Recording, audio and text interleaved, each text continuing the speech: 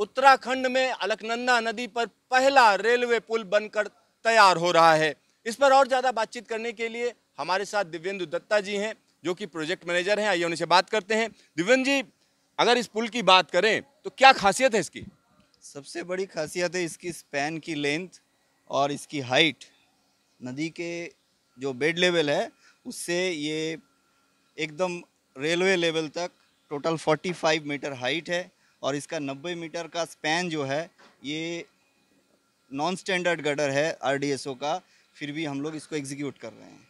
तो अगर इस पुल की बात करें तो ये कंपोजिट गर्डर पुल बोला जाता है। कंपोजिट गर्डर क्या होता है? नहीं नहीं, ये कंपोजिट नहीं है, ये ओपन वेव गर्डर है।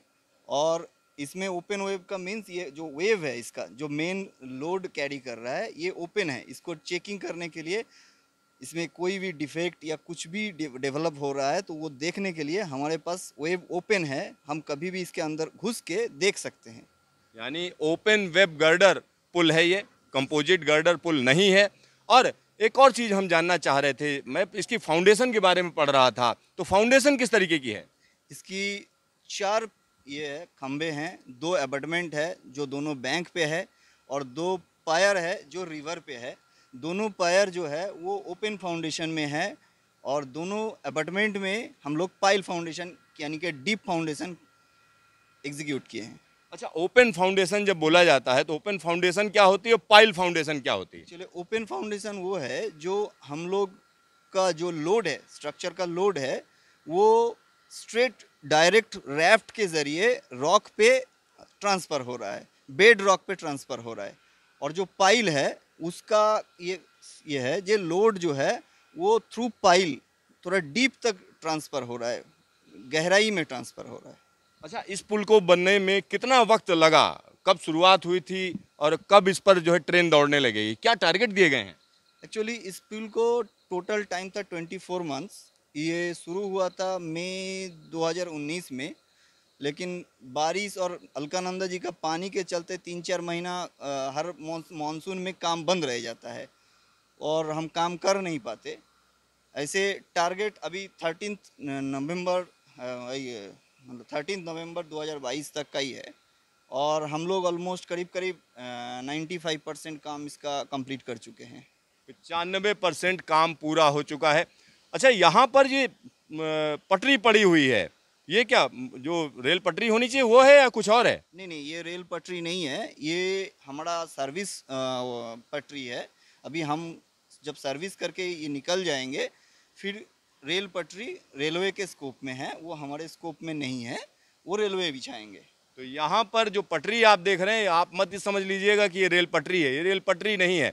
इस पर हम कह सकते हैं बैलास्ट ट्रैक पड़ेगा और उसके लिए यहाँ पर रेलवे काम करेगी या रेलवे जिसको ठेका देगी वो कंपनी यहाँ पर काम करेगी। ये पुल का जो ठेका है वो किसी और कंपनी के पास है, जो कंपनी इस वक्त काम कर रही है।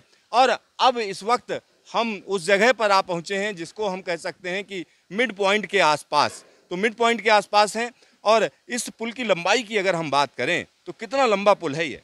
ये 275 मीटर लंबा पुल है। 275 मीटर लंबा पुल है। अब हम उस जगह पर आ चुके हैं, देख सकते हैं कि किस तरीके से अलकनंदा नदी जोरदार तरीके से बह रही है। जबरदस्त बारिश हुई है, पहाड़ों पर पानी उफान मार रहा है और एक खास तरीके की जगह चुनी गई है। जब कोई पुल बनाया जाता है तो उसके लिए जो जगह चुनी जाती है उसमें क्या क्या चीज़ें देखी जाती हैं? सबसे पहले तो एक्सेसिबिलिटी। हम ये पुल बना रहे हैं, ये 4 धाम प्रोजेक्ट के अंतर्गत है और इस पुल के लिए हमारे जो बाहर से आदमी आएंगे उनका अच्छी सुविधा के लिए, उनकी अच्छी एक्सेसिबिलिटी के लिए ये पुल बना है, ताकि हम नेशनल हाईवे से भी कनेक्टेड रहे और हम अपना जो 4 धाम प्रोजेक्ट में जो आगे जाना है वहाँ पे सारी सुविधाएं उपलब्ध हो। ये सब सारे चीज़ देख के बनाए गए हैं। थोड़ा नेचर का भी ख्याल रखा गया है कि नेचर भी डिस्टर्ब ना हो और थोड़ा मतलब सबके ये यहाँ का जो पब्लिक है उनको भी थोड़ा नुकसान ना हो। उनके लिए खेती बाड़ी की जगह बहुत कम है, तो ज़्यादा से ज़्यादा पोर्शन मेनली पहाड़ के अंदर से ही कवर किया गया है। तो यहाँ हर तरीके का ध्यान रखा गया है जिससे कम से कम डिस्टरबेंस हो आसपास के लोगों को। और साथ ही साथ यहाँ पर पहुँचने में दिक्कत ना हो उसके लिए भी रास्ते आरवीएनएल ने या हम कह सकते हैं रेलवे ने बनाए हैं कि कई जगहों पर सड़कें बनाई गई, कई जगहों पर मटेरियल पहुँचाने के लिए सड़क बनाई गई।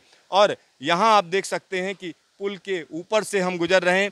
सर, एक और चीज़ मैं जानना चाह रहा हूँ, जब ये इस तरीके का पुल बनाया जाता है तो उसमें मटेरियल कौन सा इस्तेमाल होगा, ये कैसे तय होता है? देखिए, ये सब आरडीएसओ गाइडलाइंस के हिसाब से तैयार होता है और आरडीएसओ गाइडलाइंस में एकदम फिक्स है, वहाँ पे आप कोई भी सामान यूज़ नहीं कर सकते। उनके रिकमेंडेड वेंडर ही क्वालिटीफुल मटेरियल ही हम यूज़ कर सकते हैं और कहीं से भी ऐसे मार्केट से खरीद के हम यूज़ नहीं कर सकते। एकदम मैन्युफैक्चरर से तैयार होके आता है, उसके साथ मैन्युफैक्चरर्स का टेस्ट सर्टिफिकेट आता है और वो सारे चीज़ यहाँ पे चेक होता है, बाकायदा उसका थर्ड पार्टी टेस्ट होता है और एवरीथिंग क्वालिटी मेंटेन करने के बाद ही हम उसको एग्जीक्यूट कर सकते हैं। तो आप ये समझिए, सारे मटेरियल सेल और जिंदल से ही आती है। तो सेल और जिंदल का मटेरियल है, साथ ही साथ आरडीएसओ ने मानक तय किए हुए हैं, उन तय मानकों से ही ये पुल बनाया जा रहा है। जो तय मानक हैं उन्हीं के हिसाब से बन रहा है।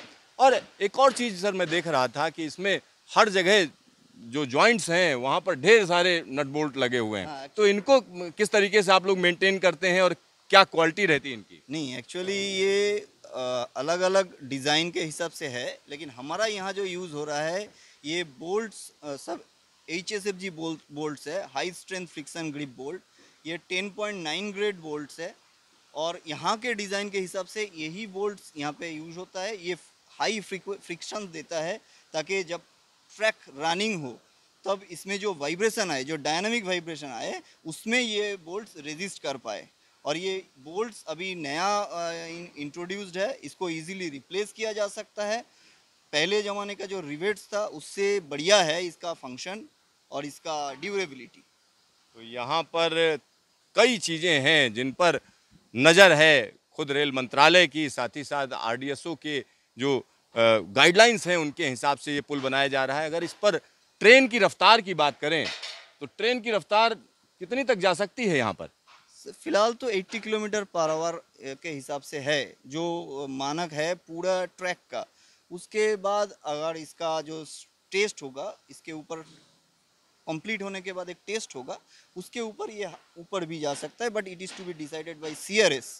Actually commissioner of railway safety को ही ये डिसाइड करना है, लेकिन अभी तक तो design 80 kilometre per hour speed का ही है। तो यहाँ पर आप समझिए इस पुल को 80 किलोमीटर प्रति घंटे की रफ्तार के लिए डिज़ाइन किया गया है और जब यहाँ पर ट्रैक बिछ जाएगा उसके बाद ट्रेन का ट्रायल हो जाएगा, CRS बताएगा कि किस स्पीड पर यहाँ पर ट्रेन चलेगी। कैमरामैन हीरा मंडल के साथ सिद्धार्थ, न्यूज स्टेशन, लशमौली।